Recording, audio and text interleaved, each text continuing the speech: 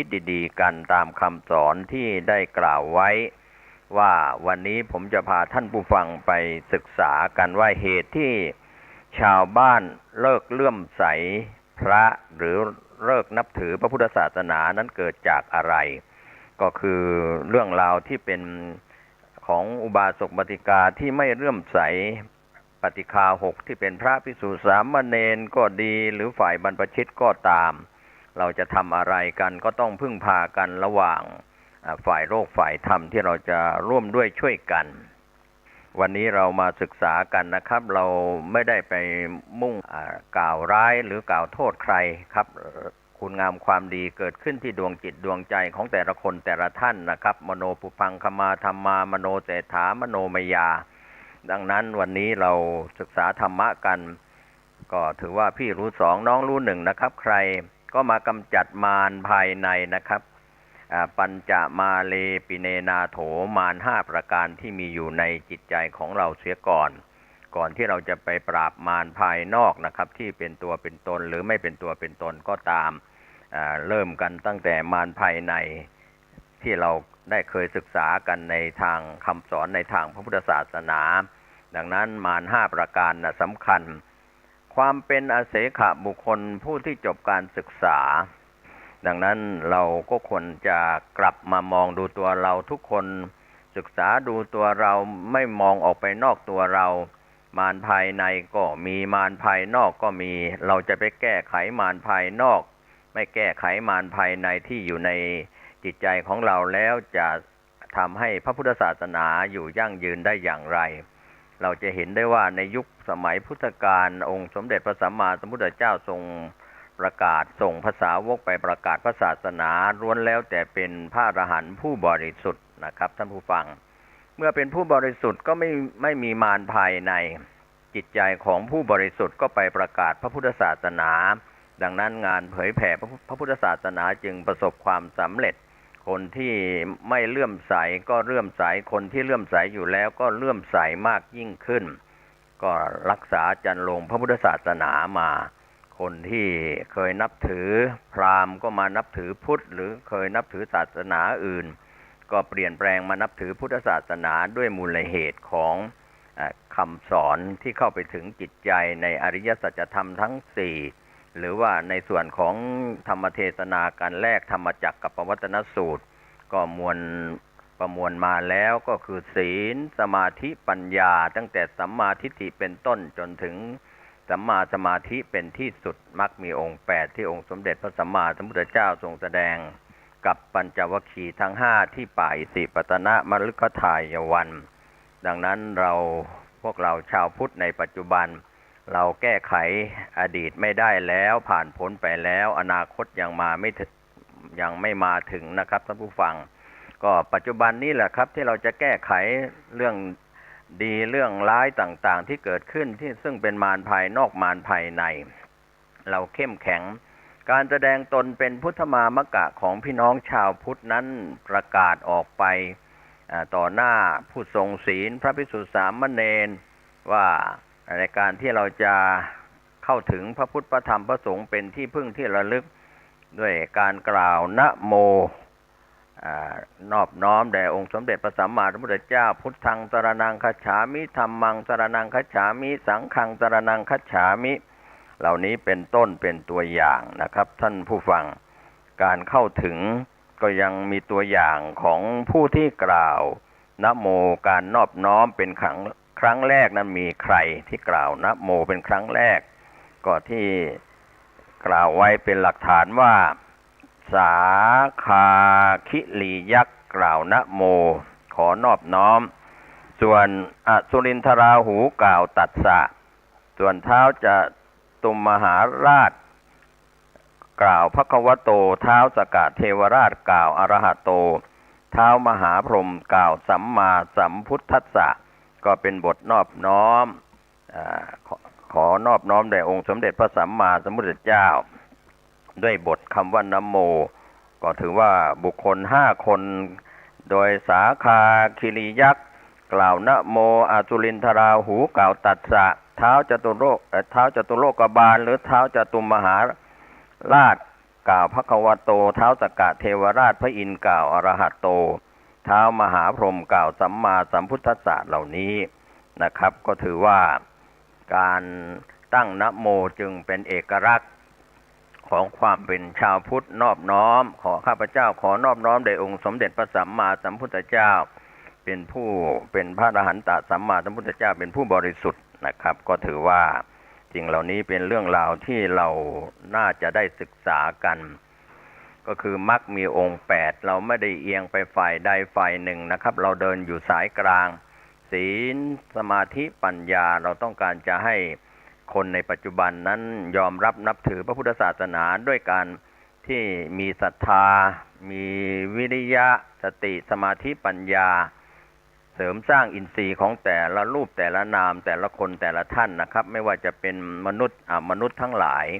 ดังนั้นเราก็ควรจะต้องทำความเข้าใจกันเหตุที่ชาวบ้านเลิกเลื่อมใสพระนั้นด้วยมูลเหตุอย่างใดก็ข้อแรกพยายามให้ชาวบ้านเสื่อมลาภนั้นก็ถือว่าเป็นข้อเสื่อมถ้าพระคุณเจ้าพระภิกษุสามเณรตามวัดวารามต่างๆพยายามชักชวนให้ชาวบ้านเสื่อมลาภสิ่งที่จะได้โดยถูกต้องตามทำนองครองธรรมก็เป็นเหตุแห่งความเสื่อมข้อที่1นะครับข้อแรกข้อที่2พยายามให้ชาวบ้านเสื่อมประโยชน์เสื่อมลาภสิ่งที่จะได้เสื่อมประโยชน์ที่จะพึงได้รับเช่นเดียวกันก็เป็นเรื่องที่ชาวบ้านเลิกเลื่อมใสพระนะครับข้อที่2ส่วนข้อที่3ด่าตัดพ้อต่อว่าชาวบ้านถ้าพระคุณเจ้ากระทำอย่างนั้นก็อาจจะทำให้เกิดความเสื่อมเสียชาวบ้านจะเป็นใครนับถือศาสนาไหนนั้นเราไม่ได้จำกัดคำว่าชาวบ้านก็คือผู้ครองเรือนก็ทำให้เขาเกิดความเสื่อมในการที่จะเลื่อมใสพระนะครับข้อที่4ยุให้ชาวบ้านแตกร้าวกันอันนี้ก็ไม่ดีนะครับยุให้ลำตำให้รั่วก็เข้าข่ายที่ว่าใช้ปากเป็นหอกนะครับใช้ปากที่มีอยู่นั้นเป็นพิษเป็นภัยเป็นอันตรายยุให้รำตำให้รั่วก็ถือว่าเป็นเหตุแตกแยกกันในหมู่ของชาวบ้านแล้วก็ข้อที่5พูดติเตียนพระพุทธเจ้าอันนี้ก็เหมือนกันทำให้การที่คนที่พูดเช่นนั้นว่าพระพุทธเจ้าไม่ดีอย่างนั้นอย่างนี้ข้อที่6พูดติเตียนพระธรรมคำสอน 84,000 พระธรรมขันธ์เป็น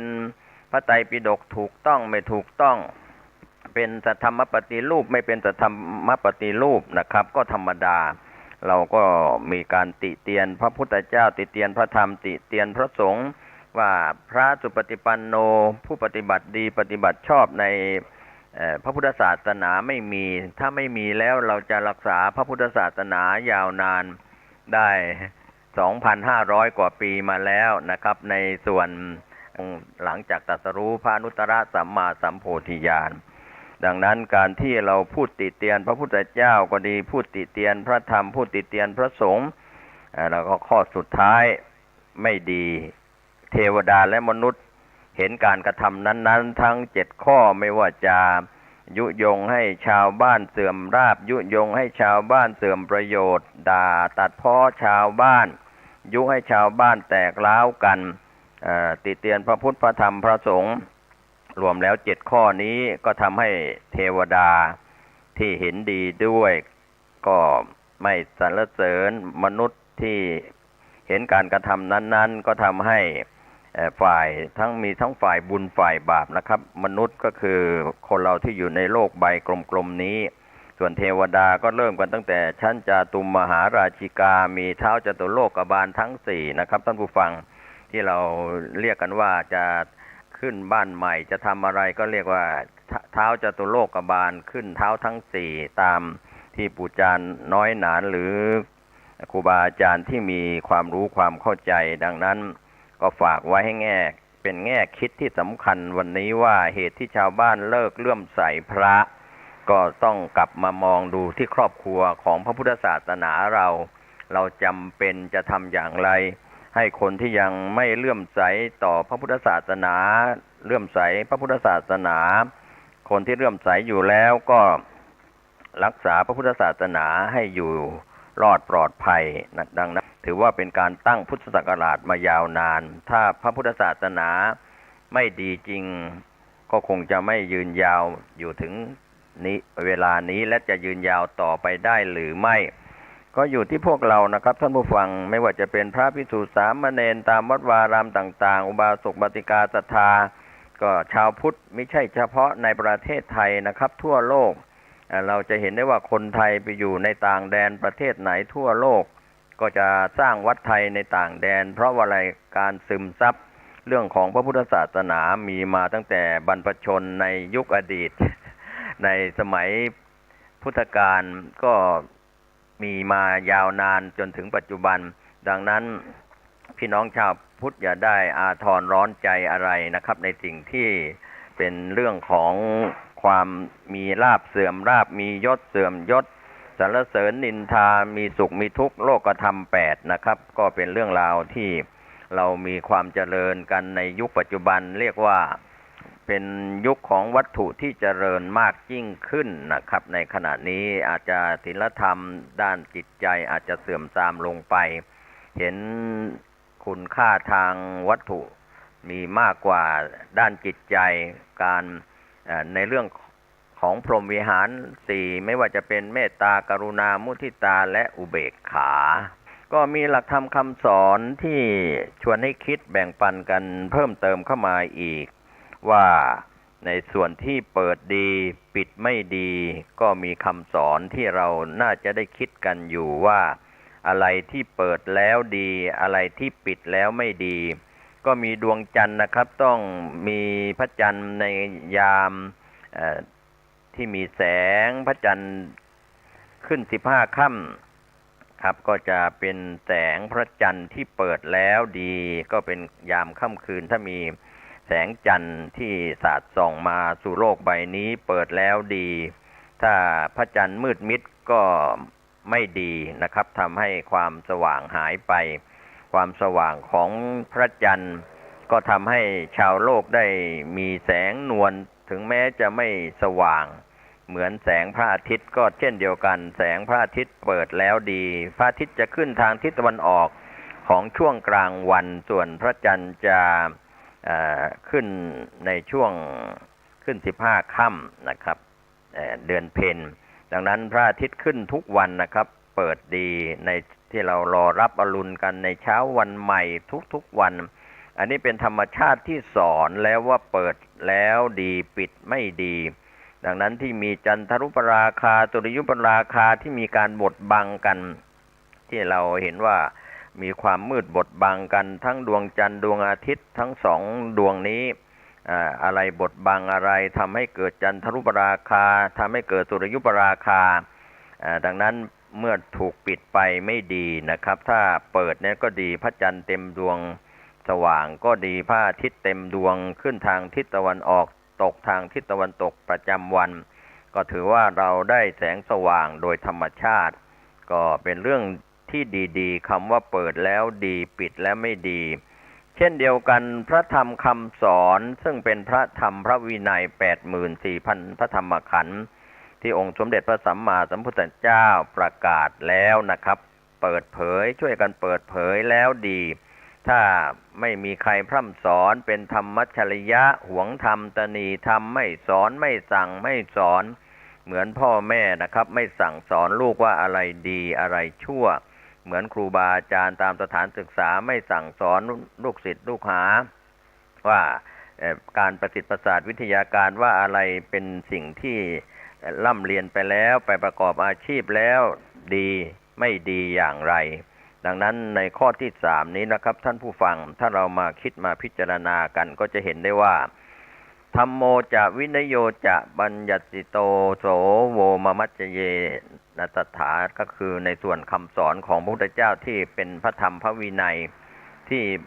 พระธรรมและพระวินัยที่บัญญัติไว้ดีแล้วจะเป็นตัวแทนของพระพุทธเจ้าเราไม่ได้นับถือใครเป็นตัวแทนของพระพุทธเจ้าก็คือเราศึกษาพระธรรมและพระวินัย 84,000 พระธรรมขันธ์นี่แหละเป็นตัวแทนของพระพุทธองค์ธัมโมจะวินโยจะคือพระธรรมและพระวินัย จะเป็นตัวแทนของพระพุทธเจ้าต่อไปในปัจจุบันและก็ต่อไปในการภายภาคหน้า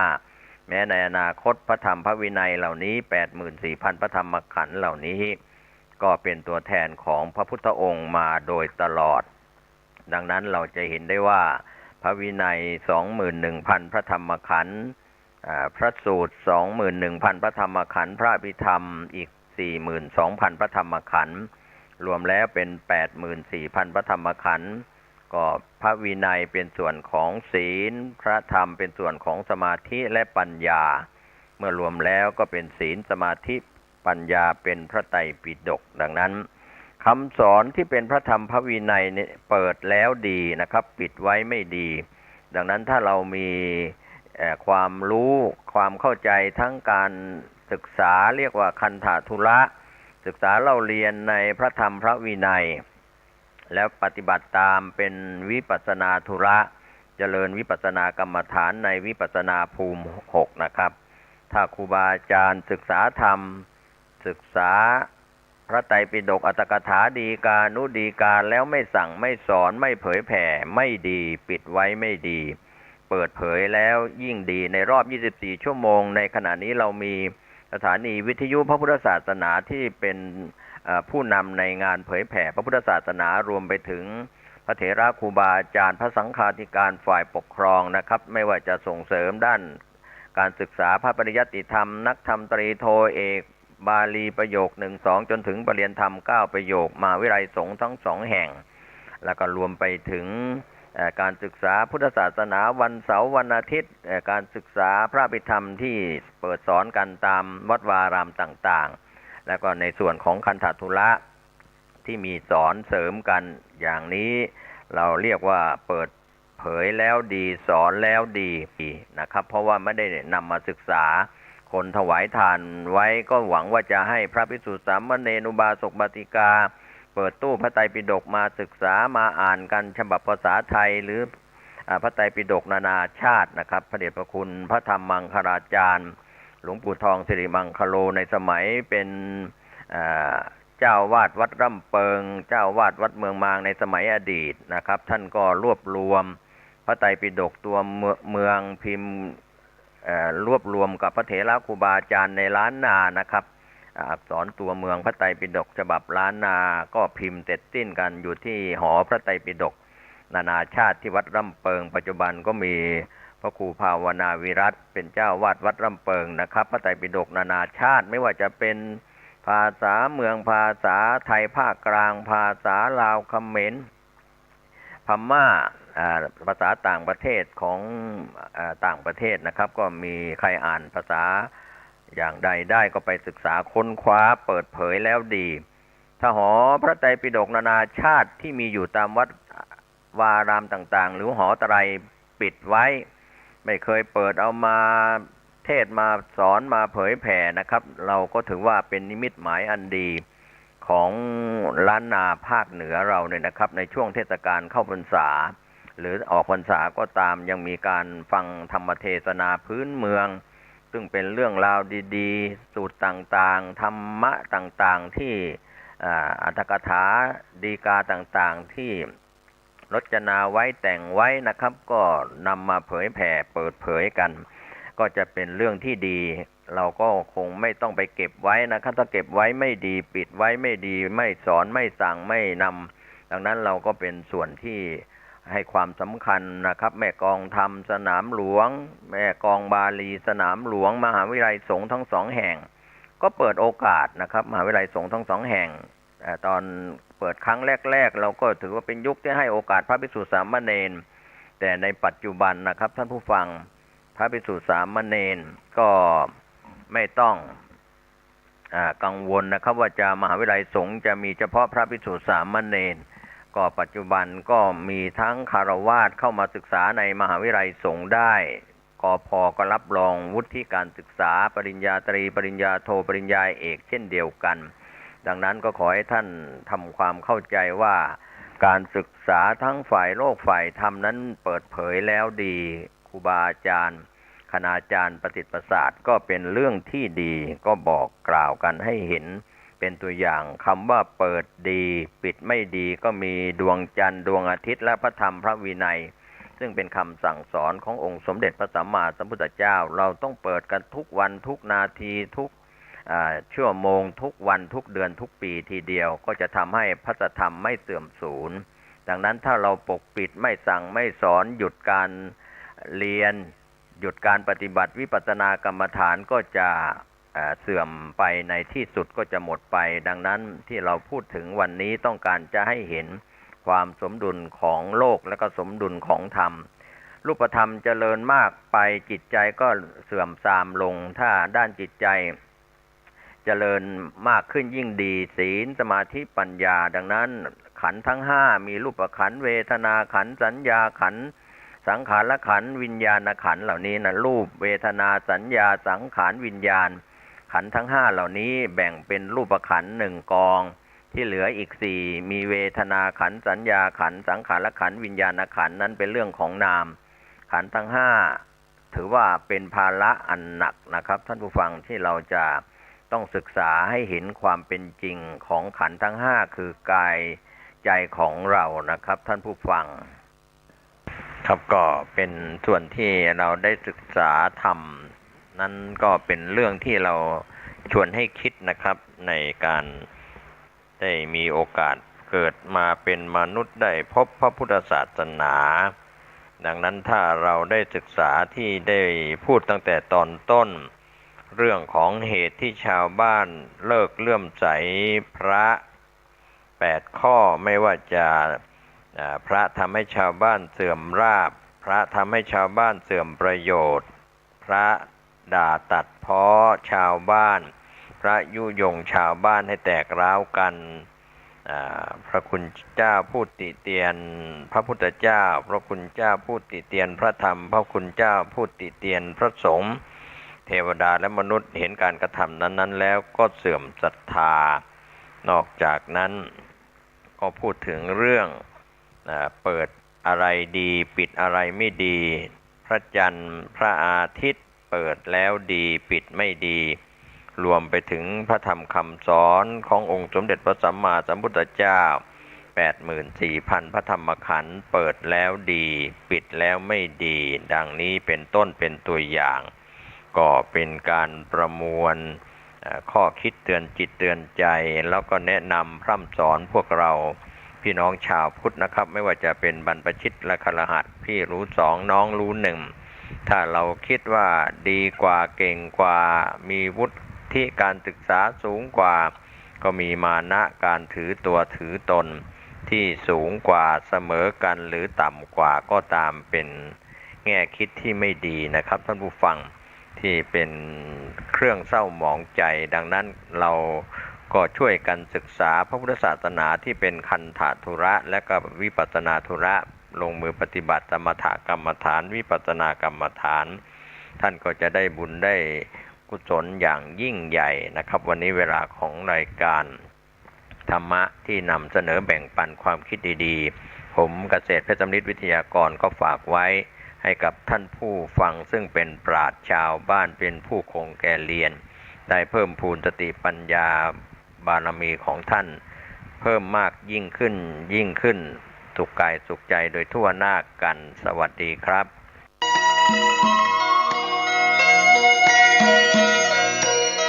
ศาลเพื่อการประชาสัมพันธ์โครงการปรับภูมิทัศน์และพัฒนาปรับพื้นที่รอบอุโบสถวัดป่าแดงมหาวิหารมติคณะกรรมการบริหารวัดป่าแดงมหาวิหารครั้งที่ 4/2567 ได้เห็นชอบและอนุมัติให้ดำเนินโครงการใช้เงินบริจาคและเงินสะสมของวัดเพื่อพัฒนาปรับพื้นที่ของวัดป่าแดงมหาวิหารจึงขอเชิญชวนผู้มีจิตศรัทธาร่วมพัฒนาเพื่อถวายเป็นพระราชกุศลถวายพระเจ้าสามฝั่งแกนและพระเทวีพระเจ้าติโลกราชพระเมืองแก้วและอดีตเจ้าอาวาสวัดป่าแดงมหาวิหารมีพระญาณคัมภีร์พระมหาสวามีโพธินันทะครูบาเจ้าศรีวิชัยพระ อธิการอินแก้วอรินทโรครูบาอ่องขอเชิญชวนผู้มีจิตศรัทธามีเจตนาร่วมในข่าวครั้งนี้โอนเงินผ่านธนาคารกรุงไทยสาขาสุเทพชื่อบัญชีวัดป่าแดงมหาวิหารเลขที่บัญชี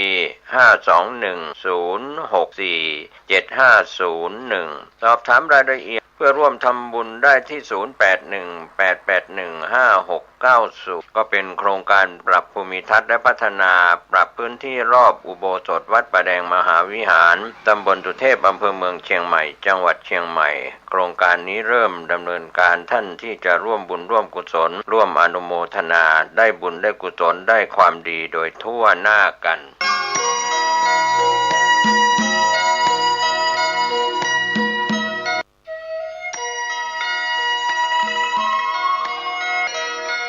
ข่าวสารเพื่อการประชาสัมพันธ์ขอเชิญชวนนักศีลนักบุญในคราวครั้งนี้นำปัจจัยบูรณวิหารเสาหน้าซุ้มประตูหน้าต่างทาสีรอบอาคารรูปปั้นพญานาคให้แล้วเสร็จต่อไปปัจจุบันมีพระครูประภัชชัยคุณเป็นเจ้าอาวาสวัดชัยสถานป่าเศร้าน้อยเจ้าคณะตำบลสันปุเรยเขต 2ท่านสามารถติดต่อสอบถามรายละเอียดและร่วมทำบุญได้ที่0876572276 ณ วัดชัยสถานป่าเศร้าน้อยตำบลสันปุเรยอำเภอดอยสะเก็ดจังหวัดเชียงใหม่ได้บุญได้กุศลได้ความดีได้อนุโมทนาโดยทั่วหน้ากัน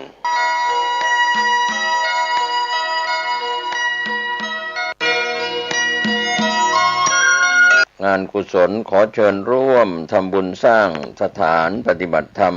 วิปัสสนาบนพื้นที่6 ไร่เพื่อรำลึกถึงพระนางจามเทวีในโอกาสที่สืบสานเจตนารมณ์สร้างพระเจ้าตาเขียวสถานปฏิบัติธรรมแห่งนี้อยู่บริเวณหน้าวัดพระเจ้าตาเขียวโดย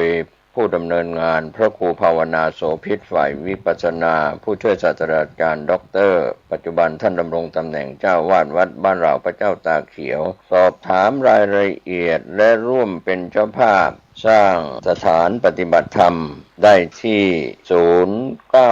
0969525159 หรือท่านผู้มีจิตศรัทธาร่วมทำบุญเป็นเจ้าภาพตามกำลังศรัทธาผ่านออนไลน์ธนาคารธกส.ชื่อบัญชีวัดบ้านเรา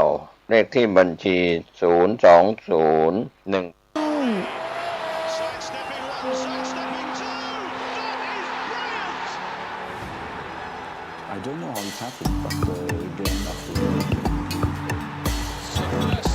คุณกำลังรับฟัง CM77 วิทยุอินเทอร์เน็ตล้านนา I try to be honest